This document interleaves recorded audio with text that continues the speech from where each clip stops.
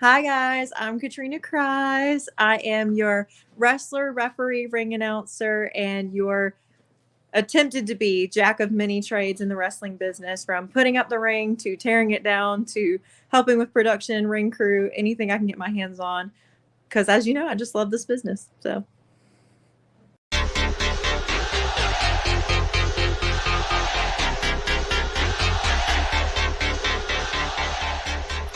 Awesome. Thank you for being with us here.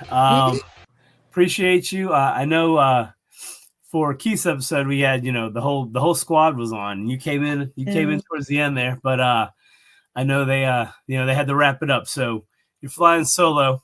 And so let's just jump right into this. Thank you for being with us. And give me your worst road story. So my worst story. I can answer this with two stories.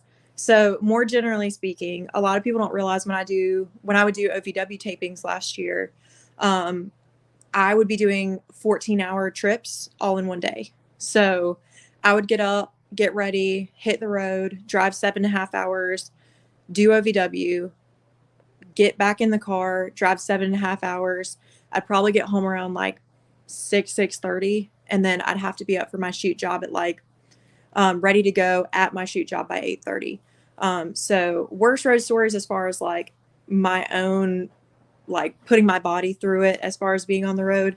That's like my general, because I don't think people really know about that part of the sacrifice. Like they see us sacrificing our bodies in the ring, but they don't think about the sacrifice of our time, our energy, of the sacrifices we make to be on the road and to try to get that next opportunity to get to the big stages like we would want to get to. So that is my general. Naturally, my other story, which before I get into that, I will confirm what Keith said in his episode. Jazz is, I love trips with her because they're funny and there's stories and there's laughter. She's terrifying to ride with. If she is driving, it is mildly concerning. And I say that from the most loving, that is my tag partner, I would fight for her sort of way. Jazz is just, there's nothing like waking up at 4 a.m. to Jasmine speeding down the highway in my car and being like, no, I'm just going to turn over and pretend that's not happening. So that's just like, just side commentary to completely validate everything that Keith said. But one of my funny stories slash rough stories of being on the road is that the love of my life, I love traveling with him, Mr. Cooper Housley, but he has a lead foot. And I am like this goes to the ref in me, I'm a very rule following kind of person, and I hate speeding.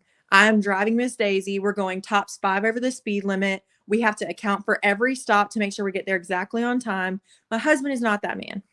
So I believe we were either engaged by this point or shortly before he got engaged when we were dating. We were on the way to a show in North Carolina, HWA. And he loves to use that lead foot of his. And I told him when we were on the way, I was like, I'm going to take like a nap after this show. We've had a really long day. I'm exhausted. Like, just wake me up when we get home. I think it was like a 3.5 hour trip. It wasn't anything crazy. It was something we were doing often at the time. And I was like, if you please do not speed, I just have a feeling you're going to get a ticket. And he was like, I got it, honey. And I was like, okay. So I go to sleep and I wake up to him tapping me going, hey, where's the license and registration? And I wake up with blue lights in the background and I'm like, you do not want to wake up to blue lights in the background. You just don't, for so many reasons. Wrestling is so expensive and we don't talk enough about that. And when you see blue lights in the background, that's like money that could have gone to gear and other things. Also, it's just like not fun to see blue lights in your rearview mirror in any situation that's ever existed in life. So my worst road story would be waking up to blue lights. But that's like my general spiel of worst generally, and then I will never forget to like waking up to that, because the good kid in me is like, oh my God, someone's going to call my mom. Like that sort of like anxiety of that kid. Like I'm that kid. That's So awesome. that's the No, worst. I'm with you. I get that. Yeah, no, that's not bad. Yeah, I've definitely heard some wild ones. Like I want to say it was Marcus Cross, like car accident stuff like that. So yeah, Um, if you're just getting blue lights, that does suck because money out the pocket. But so we did get in a car accident on the way to a show one time, oh, like a year or two ago. We were on the way to a show. We were 20 minutes away, and Cooper went to go turn, and I guess like something didn't register about like the person that was coming forward. He thought he had enough time, and we ended up getting in a wreck on the way to the show. And before I called the cops, before I called my parents, his parents, anybody, I called the promoter, which is such a wrestling thing to do. Um, but like even with like the baby that we're currently pregnant with, side story, I'm the kind of person with ADHD who tells like 3 stories in a story, so I do apologize in advance. Side story, to that point, which is like very wrestling, when we found out that we were pregnant with our daughter, the first person I was supposed to referee the next day, and the first person we called was our trainer Bob, because he also like helps handle some of our bookings. So before our parents knew, before anybody knew, we called Bob because we were like, hey, I can't be there tomorrow. I hope Dalen's with you to referee because your girl pregnant. I can't be in the ring like that. So yeah, we live that wrestler life for sure. that is so funny. Did you guys still make the show after We the wreck? didn't. We were going to try, because like of course we were, but no, we did not. We called him and we were like, hey, I don't think it's gonna work. No, we are 20 minutes away, but we have to worry about our drive back because we're already like I think we were in Union by that point. And so I was like, we got to figure out how in the world we're getting home, like, and all that. So I apologize. I hate canceling bookings. Like I've canceled very, very rarely because I'm a big like Bob Keller, who trained me. He's super big on you don't cancel. And I'm also big on like being a woman of my word. So if I say I'm gonna be there, it has to be like something serious, even if it's the smallest show on the planet. Because if I'm giving my word that I'm gonna be there, I do my darndest to make sure I'm there. And it has to be something like astronomically unreasonable that I can't get there for me not to go. Gotcha. No, understood. That makes sense. So yeah, no, that's very stand up. All right, so now that we're down in the dumps, let's go with a good road story. So what would be your best road story? Um, Generally speaking, I love traveling with people. If you're a Keller kid, you're in Bob's van traveling from West Virginia to Georgia to everywhere up in between with the Keller clan. And so I love traveling with other people. The story in particular, I actually wasn't with Bob and traveling with him or the OG squad at the time. For this particular, I was on the way to OVW for one of the first times, and I went with Taylor Z. She's Taylor Zebin. She's a photographer. Some people may or may not know her, but she's around a lot of these like local shows and stuff, especially in North and South Carolina, and sometimes even Georgia. But she was traveling with me because she had done pictures and photography for OVW for a while, and she was like, "I haven't been in forever. Let's go together."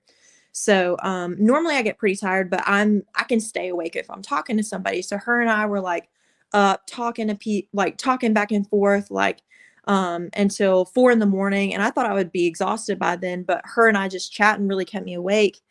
And then I was going the speed limit because, of course, I was driving Miss Daisy, rule follower.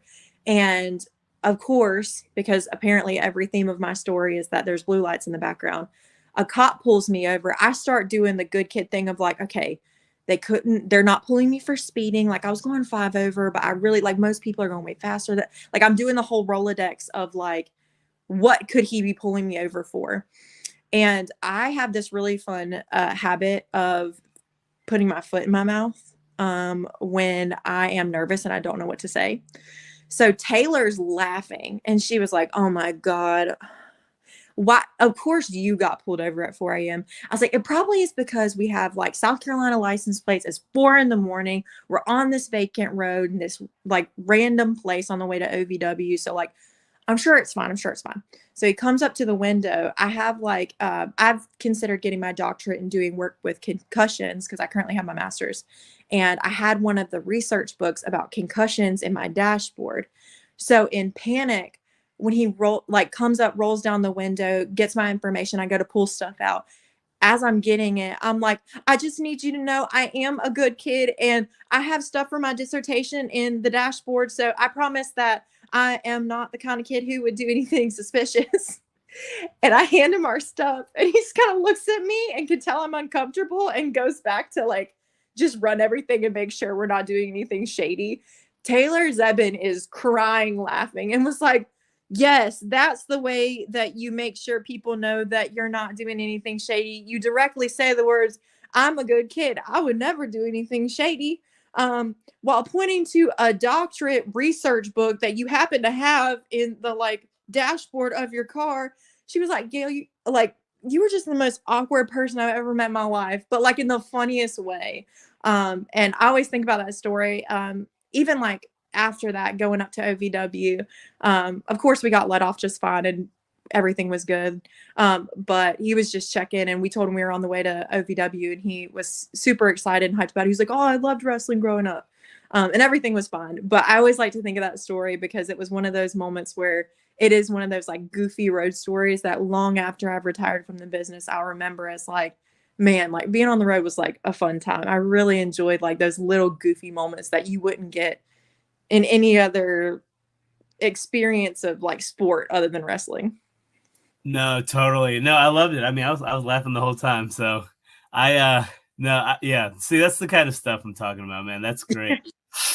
So, all right. So we're going to move on to some questions. The first one being, when you travel, what's your go-to place to eat? Oh, I was fully Team Keith on this one. So I love Sheets. I'd never had Sheets even in traveling because I traveled a little bit before wrestling, but obviously wrestling takes that to a whole new level. And traveling with Bob Keller is a big Sheets guy. So it was the first time I tried it. So now anytime Cooper and I are on the road, there are two places we're going to stop. It's either going to be a Sheets or a Buc-ee's. Absolutely. We love Buc-ee's in this house. Just love it. So it's either going to be Sheets or Buc-ee's, depending on the night, depending on how we're feeling, and depending on what's close by and where we're going. So yes, I will forever stand those two places. We love Buc-ee's, we love Sheets. Gotcha. So Buc-ee's, Sheets, and the Waffle House are some of the three go-tos Yes. we hear all the time. Yes, Waffle House is definitely, but it's to Keith's point from his interview where he says like with that like wrestling life, you have to think about what's open like super late at night. And so most of the time, if we're just getting it and we're just like, please, please let me go home, it's like gonna be Sheets or Buc-ee's. But if we're trying to like create those road stories, if we're trying to like enjoy each other's company after a show, talk about something that happened, whatever, a lot of times it's gonna be Waffle House. Yeah, good sit down and get some good food. I'm with that. All right. So the next one's a two-part question. So who was your first favorite wrestler and who is your favorite wrestler now?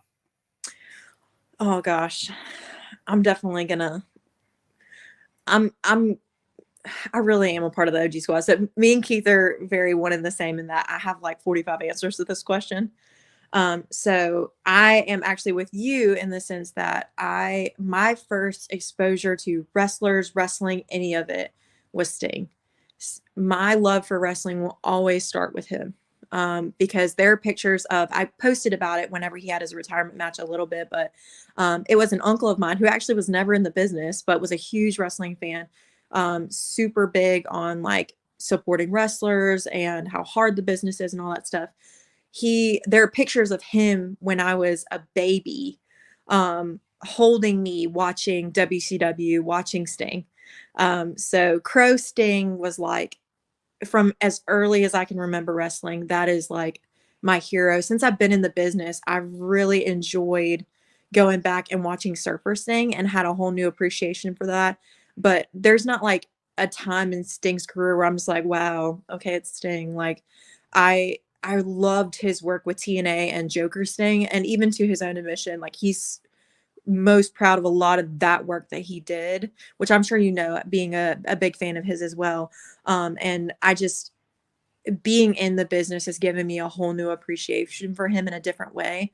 One of the reasons you'll see me do splashes in my matches, they are not nearly as good as his or his son's, because from that retirement match, his son got like air. But I do splashes because it is like a little something to like nod to staying in my matches. So when you see me do a splash, it's because of him that I do it. As far as like, that's from when I was little. And then getting into wrestling and deciding like, I probably decided I was going to do wrestling. I remember the definitive moment is when I was in 6th grade at a Vengeance show. And from that moment on, the people I kind of looked to in wrestling who really made me want to be like, okay, I'm getting into this, like I'm doing this, are two people might expect. One, they wouldn't. Edge. I love Adam. I think he is so talented and phenomenal at what he does. I love his heel work. I love the goofy stuff he did with Christian. I think that Edge is so phenomenally talented. I've been blessed enough to be able to learn and be mentored by Jessica Carr, kind of behind the scenes as a referee, and work with a lot of really talented referees who are just amazing, and I'm super thankful for that. But I bring up her in this situation because she is a big proponent of how amazing and down to earth and kind he is behind closed doors. And those are the wrestlers that I really want to admire and look up to. And so that further propels him in that status for me. Lita, because Lita wasn't the pretty girl. I say this a lot and I'm not knocking it. Everybody has their place in this business. I get so tired of the edgy girl with colorful hair or the or the dark makeup. I get tired of the like pretty Barbie girl, and it feels like a lot of times I say like Becky Bade or like Malibu Barbie are the two versions of girls you get in wrestling a lot. And that's not to knock anybody's place. That's just you see it so much. And for me growing up, especially when you had like Trish Stratus and Sable and a lot of those women, to see Lita was like, oh, you can be cool and like edgy and do something different. And I always remember her in that way. And so she made me want to be a wrestler in the way that I didn't have to fit this particular mold to want to do this. And then another one for me growing up was Sensational Sherry, which a lot of people don't expect. I love that Sherry had a reputation for screaming and getting in the boy's face, and she wasn't afraid to do the same thing that the guys did. Her personality was larger than life when she was in the ring. The feud that she did with Moolah, I love Sherry, and a lot of the like bombastic, loud heel stuff. I've gotten to do a lot of face stuff, and I'm thankful for that because it helps me be able to be a referee at one show and a wrestler at another and all those things. But I really think because I try really hard to be a straight-laced good person that being a heel would be so fun. And it's just not something I've gotten to do yet, and that's totally okay. But Sherry is one of those that I look to for inspiration on. If that moment comes for me, I'm going all in. But as far as current wrestlers, he's not really wrestling now, but to me, he's still in the business, so it still counts, is Santino Marella. Similar to Keith, I love, a lot of times people will say, like, I don't want to be the Marella of wrestling. Santino Marella is more remembered for the comedy stuff and the goofy stuff that he did in the ring and the entertainment value he brought in a different way because he couldn't be John Cena or Randy Orton. And he is the one who made me feel confident and comfortable to be like, I can take the like part of me that wants to be goofy and funny and be that for women's wrestling. Because a lot of women's wrestlers, because women have had to fight so hard in wrestling, don't want to not be taken seriously. And for me, I very much, part of my love for the OG squad is like, we can be goofy and funny and we can just have fun in wrestling and not have to take it too seriously, but also know when to turn it on and off. And Santino is that for me. He can go when he needs to go, but he's super entertaining. He's super funny, and he's not afraid to make it goofy. And so even with TNA, when I see him come out for promos, I get so excited. As far as like wrestling talent too, in regards to TNA as well, I really love Joe Hendry. His songs are just so catchy, and it's just like like I said, he can be serious, but it's also like under this undertone of like funny, goofy. And I love that's the part of wrestling that I love, the goofy, funny, um, like niche stuff where you can turn it on and off, but like it's just people truly loving and goofing around in this sport while still loving it and taking it seriously when it's time to do so. And I love that. That's the wrestling that inspires me personally. No, that's so awesome. No, so like one, yes, I want to see Katrina heel. I think that would be so amazing, especially if you're going to channel Sherry to do it. That Yes. would be off the charts. Like, Be I fantastic. can even, yeah. And then Santino is one of those guys that it doesn't matter how many times I've seen one of his clips, I will laugh as hard as I did the first time every Absolutely. time. Yeah. He is someone that I am hoping to land on here one day. Like he was one of the people that I thought about just of how like how entertaining he was to me on TV. Yeah. I feel an interview like this would be off the chain. Like I would probably be on mute unless I'm asking him the question because I'm gonna be cackling in the background. Absolutely. Yeah. Oh No, yeah. over the promo where he calls him John Cena. So whenever I hear John Cena's name, there is like a little goblin voice in the back of my head that says John Cena instead of John Cena, and it will forever make me laugh. Like there's not a time that's not funny. Oh yeah. No, I'm with you. Every time he did that to so many people, right? He would butcher their name, and it was just great every time. Yes. I was hoping that one of those would stick for somebody one time. Like he would say it, and that's it. That would be their name going forward. Yes. One of these days, I hope it happens in like in TNA. That would bring me so much joy, It would honestly. be amazing. All right. So the next one of my favorites is do you have a Ricky Morton story? Okay, so all my Ricky Morton stories are him being very sweet because I'm a woman. So I think one of the first time I ever got to interact with him, I had just started refereeing. I debuted as a ref. I was still training to be a wrestler, and it was at a show in West Virginia, and uh, my mom is a huge Rock and Roll Express fan. That's like the wrestling that she grew up watching. And I introduced myself and was talking to him. And I was like, yeah, my mom is a huge fan of the Rock and Roll Express, and specifically you. And he had been like signing pictures and stuff, and like charging people for it or whatever. And he gave me a free picture for my mom and wrote her like a personal message and was like, hey, don't worry about it. Like, tell your mom thank you for the support. And like that was like my first interaction with him on the road since being in the business. And it just, I don't know, it gave me like a, oh, Ricky. And then I was at RWA, and I went to go, I want to say I was still refereeing at the time before I had switched over to wrestling for them. And I went to go look at something in the locker room about the order of the matches to make sure I knew when I was supposed to go out and all that good stuff.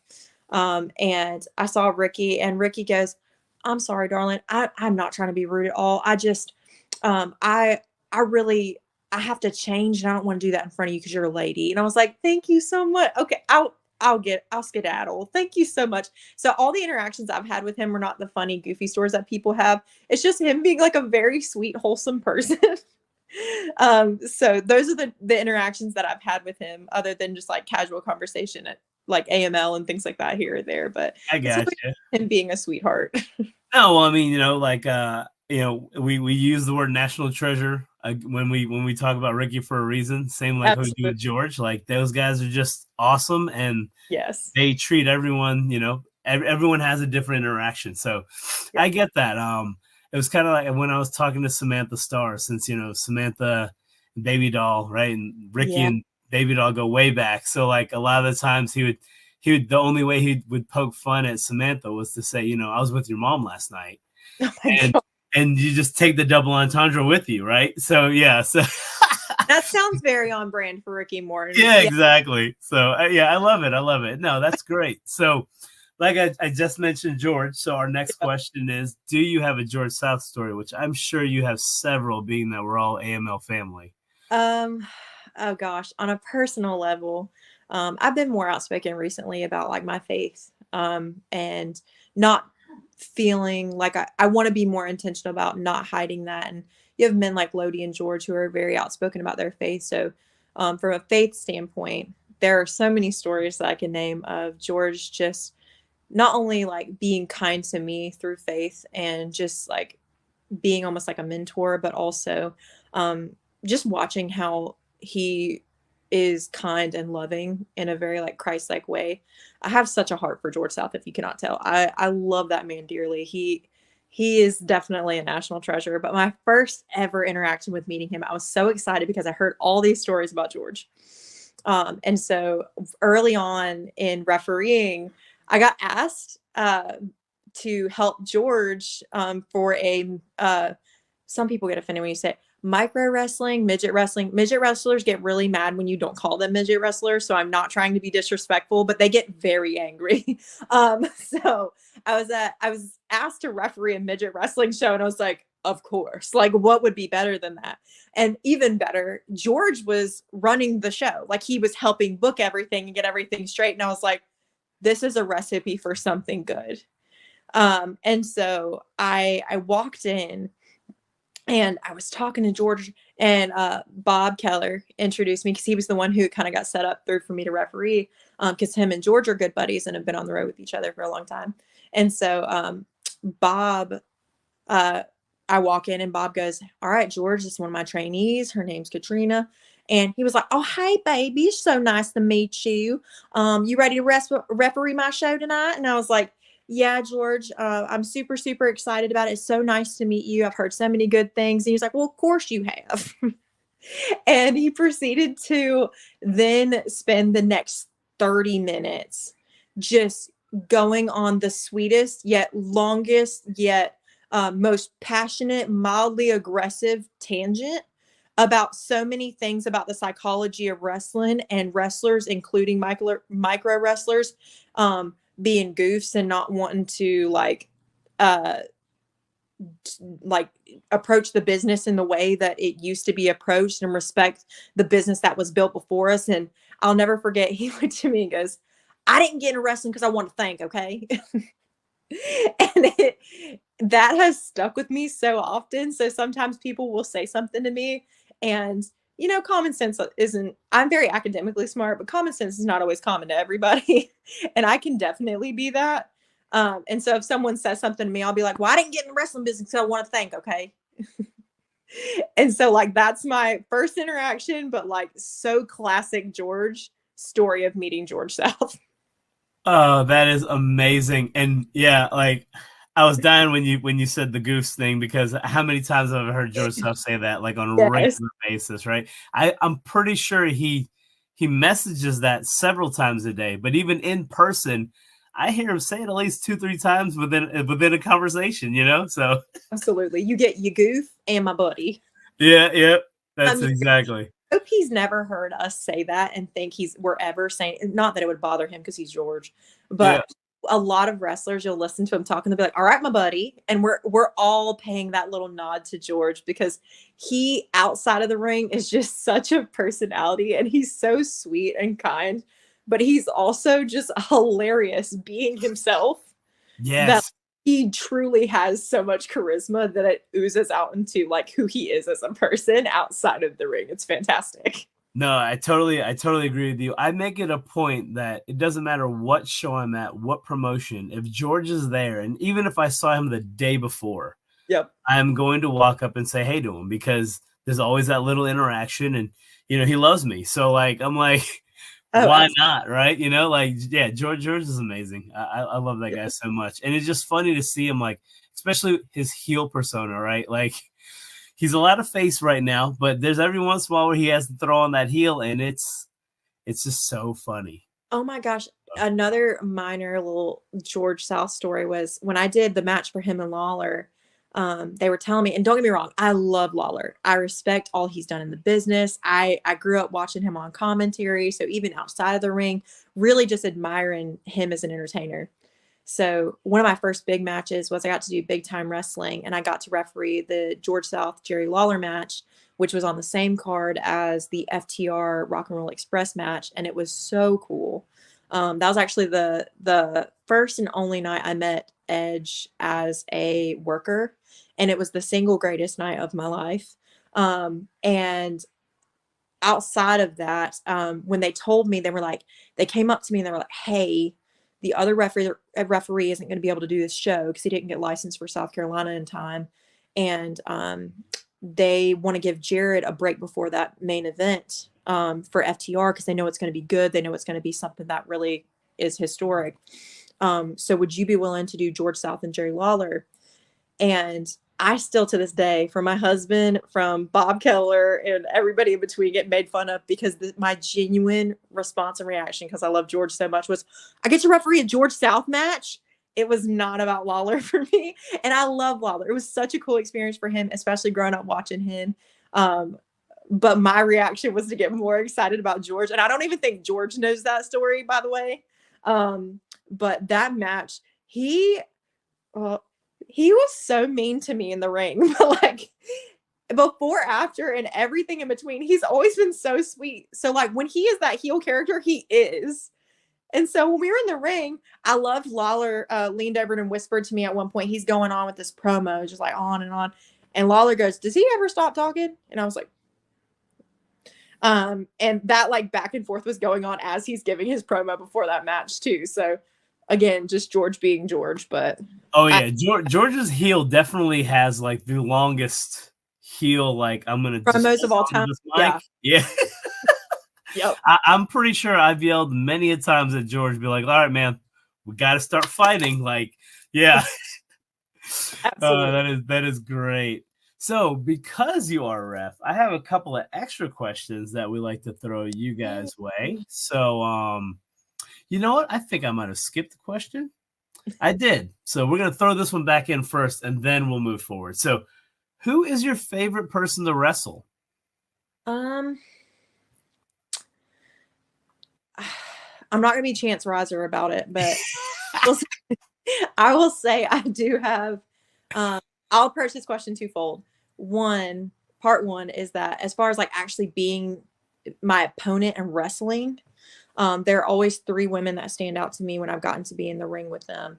I first and foremost I will never give the appropriate amount of flowers to Caitlin Marie. Caitlin Marie is a phenomenal talent and entertainer, and anybody she gets in the ring with, she will pull the best match out of them that they can have for where they're at in their journey as far as training goes.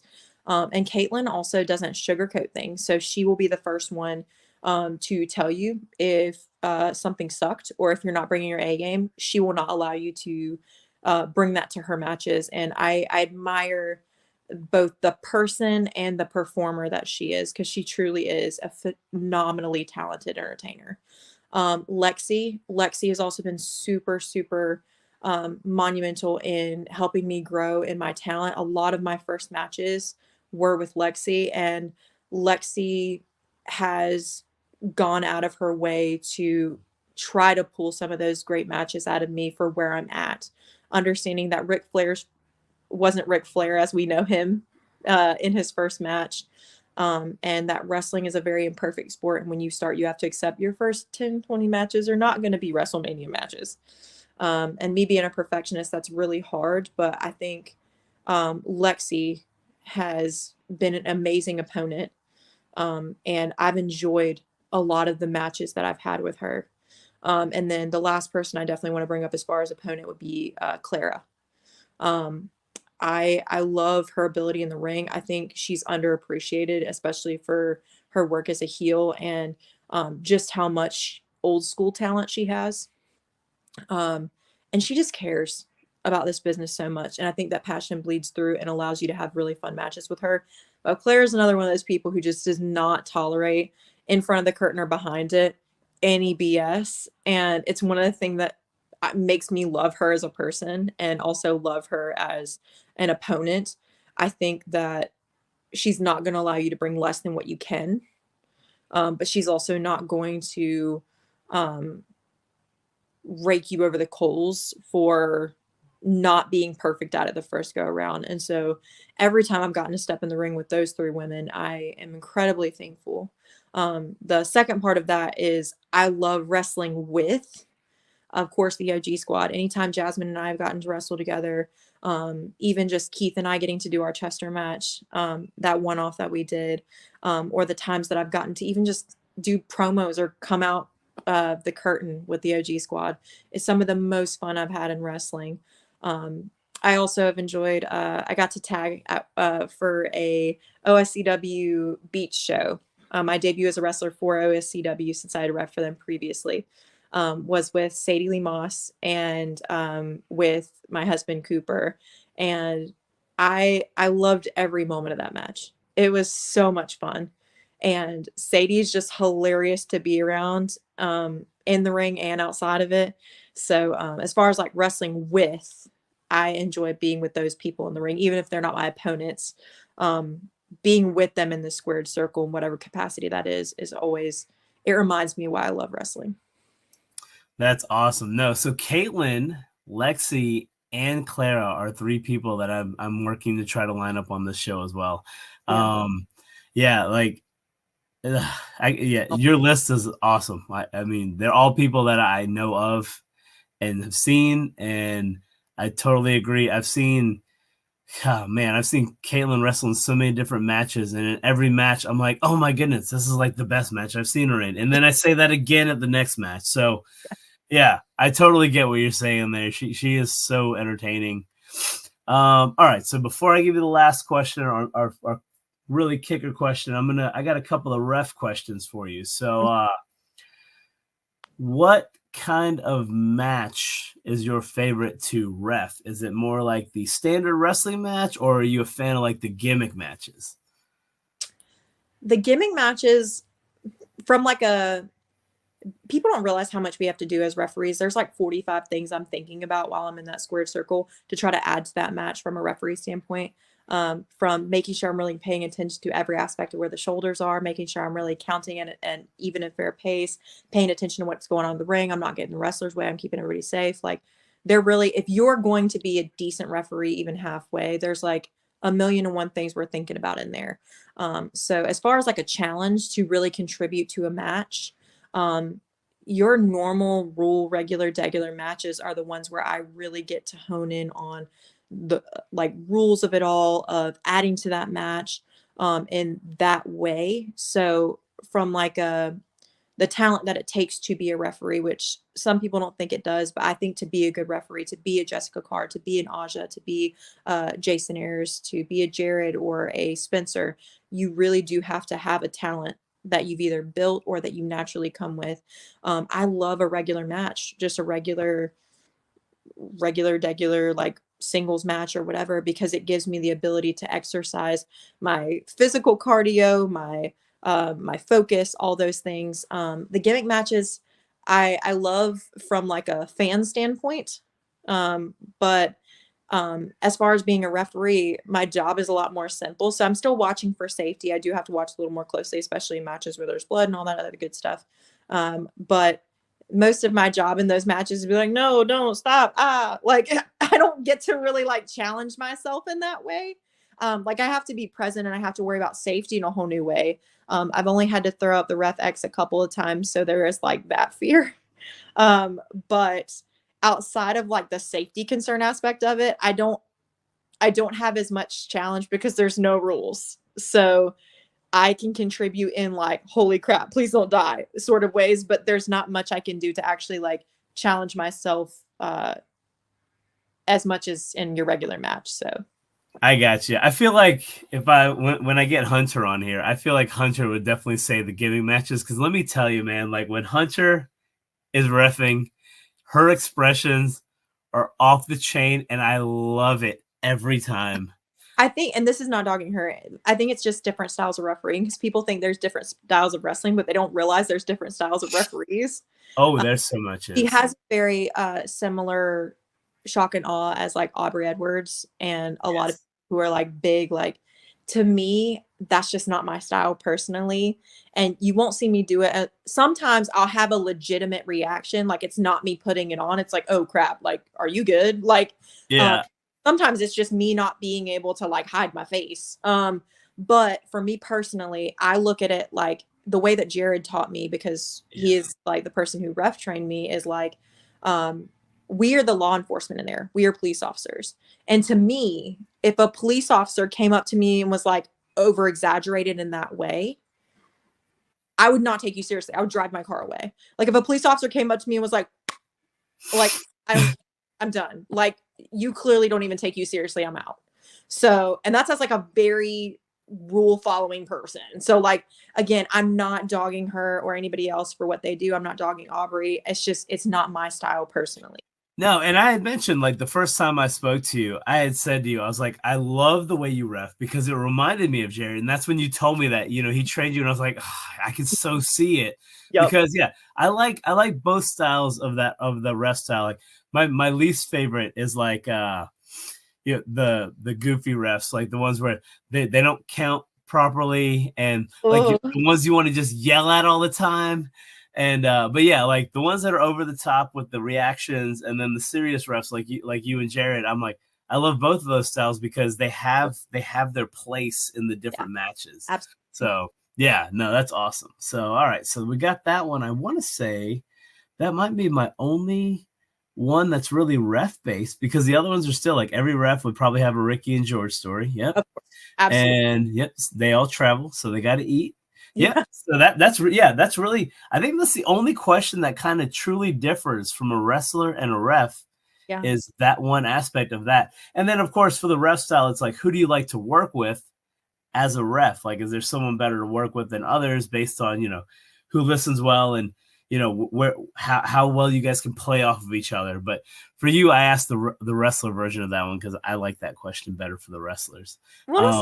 As far as like training and stuff, like I said, I'm very fortunate and blessed to learn from, even just in conversations with Jessica Carr, Jason Ayers, Jared, Daniel Spencer from OVW and TNA, and like just some amazingly talented people. So in my mind, I've gotten to work with some of the best referees in the world. So I feel like I really have learned from some of the best who do what they do. So that's really cool.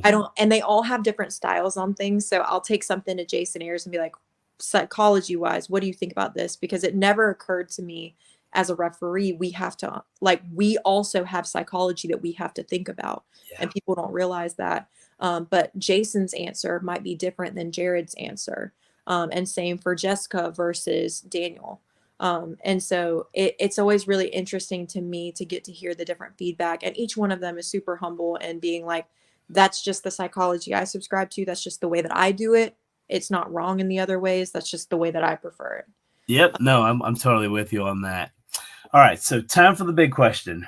Yes. What would be, if you could only watch one match for the rest of your life, what would that be? I have this locked and loaded. It is WrestleMania 22, Edge versus Mick Foley. That match from a storytelling standpoint will always stick with me. Actually, on my first date with my husband, that was the WrestleMania 22 Edge versus Mick Foley is what I made us watch, because I love that match, from the storytelling to the promos and the build up to that road to WrestleMania to the ending of that match with the blood coming out Edge's face and even in his eyes. Like, the seriousness of the way they told that story was top to bottom. Just, again, even though I am not a hardcore wrestler, I think everybody in the business is tough for doing what we do, because not everybody can get through the training of it all and all that. But I am a baby in the sense that I do not love hardcore. You can throw me into a door, but please God, no. With majority of the other stuff, the light tubes are a hard no for me. No barbed wire, no thank you. No thumbtacks. Someone told me one time, they were like, the thumbtacks only hurt when they come out, and I was like, you act like they don't have to. I'm not going to leave them in there. Like, no. And so I'm not a hardcore galley, and for the women who are tough enough to do it, I'm the comedy girl. Okay, I bring personality to wrestling. I'm not the Lucky Ali of it all, Mr. Athlete. Oh my gosh. I am not I'm not the hardcore galley, the GCW girl. But I respect the people who can do those things. I bring the personality. Y'all can have the other stuff. But when people can put themselves and truly put their bodies aside and that mental block and go there to tell a story like that match. I admire it through and through. So because I'm so not that person in wrestling, I think that's why I appreciate it so much when I see matches like that. And I could watch it every day for the rest of my life and never get tired of it. I think it's just every part of the storytelling was there for me. No, I'm totally with you there. If I was ever to wrestle, I'm like, I mean, I would probably like, I think I could do a cage match because it's just a cage, right? And I've seen the way a lot of that works, and I'm good with that. But yeah, no barbed wire. I mean, I've growing up in North Carolina, I've been around that enough to know that I don't like it. Yeah, Yep. glass. Like, I mean, Darby going through that glass on Sting's last match, and then they showed his body, and it looked like he just had blood coming out of his pores. I was like, no, sir. And then, enough GCW. I saw the gash. They cut to him for a second, and then they went back to Sting. And I definitely think Darby was supposed to do more in the match than he was going to. Yeah. But I swear the spot that Sting talked about he needed stitches with, I swear when I was looking at it, and I could 100% be wrong because I was not like privy. I was not that close, whatever. Yeah. But it looked like he had glass inside that deep scarring. And one of the reasons they had him do not a lot after that is because I think there's a part where they're clearly trying to not shoot him on that side. And I think it's because it looked like he had moved and then he came back. And I think part of that was if he had something in there, they were trying to get it out so he could get to the end of the match. Yeah, no. And it looked like they taped him up in certain areas. Like, yeah. Like he had like little like strips of tape, and I was like, oh my goodness. And yeah, I was there and I saw when like one dude got up and he came back, and I was like, does he have duct tape in his hand? Like, what are they about to do? Like, I was like, oh my goodness. Like, yeah. So that was hardcore. But yeah, I'm with you, man. Like the light tubes, I've been to enough GCW shows, and those guys are beasts. Really? They're beasts. Yeah. I in no way am throwing shade because I won't. That I admire that. Like to be a mental block and put on a show for people and truly sacrifice your body. Not that being in the ring in general does not do that, but that's like a whole other level of not only storytelling, but putting your body through it to entertain others. And so I respect it wholeheartedly. I just cannot really participate. No, I'm with you. My kid, my little one, Rome, he's actually he just had his second wrestling training. He's 10, so he's working towards being an amateur wrestler. It's Zuka King and Dave Dawson's fault. He loves those guys, and they play around with them all the time. And one day he was just like, "Dad, this is what I want to do." And I was like, "All right, man, I'm totally supporting you." But one of the funny things with him is he's a big George guy. Every match before George gets in the ring, he takes a picture of George's face. Yeah, he's like, and then I'm gonna get an after shot because George, like, you can put up a calendar by it. It's kind of like Kobe jumping off stuff. It's George bleeding, right? How many days has it been since George has bled? Like, I will not get over his match with Nick Gage and him just being like, I got grandbabies. Like at WrestleCade. I think about that's like to me when I think of hardcore George, I think of him being like, come on, man, I got grandbabies. Like that for me, I was so invested in that match, which is again why I admire it so much, but especially for George, because like George is such a like personality when he just wrestles in general. So the fact that he's willing to be like hardcore George at this point in his career, I think is again just a testament to him and who he is. Yeah, I'm toughest old man that I can think of. I mean, I always used to say that my grandpa was a really tough guy because when he grew up in Guyana, and he was a rice cutter, and rice cutters are some of the hardest jobs you can have. But then like I would stack him up right next to George because I watch George on a monthly basis right now go through some of the most craziest matches and bleed all over the place, and then 5 minutes later he's like, you want to buy a pitcher? Like, I mean, I'm like, dude, you just went through everything and you're like, nothing happened. Yes. Yeah. Oh man, he's so amazing. Yeah. Gotta hand it to him on that stuff. I know. I also have family. My sister's husband is Guyanese. So I am from Guyanese culture a little bit. That's cool. Yeah, yeah. So I'm half Guyanese and half Trinidadian. So yeah, my dad's from Trinidad. Yeah, so that's really neat. Yeah, so you know what's going on there. Yeah, those guys are they are wild, and I love it. Right, they can definitely go on another level. Yeah. So last thing, because we I I'm like you. We definitely tangent it a little there, but where can everyone find you? So I have three platforms on social media.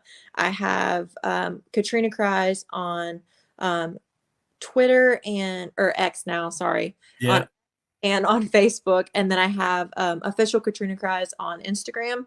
And currently, because I'm pregnant, I'm not as active. You're not going to see me at shows and stuff like that unless I'm with my husband or the OG squad.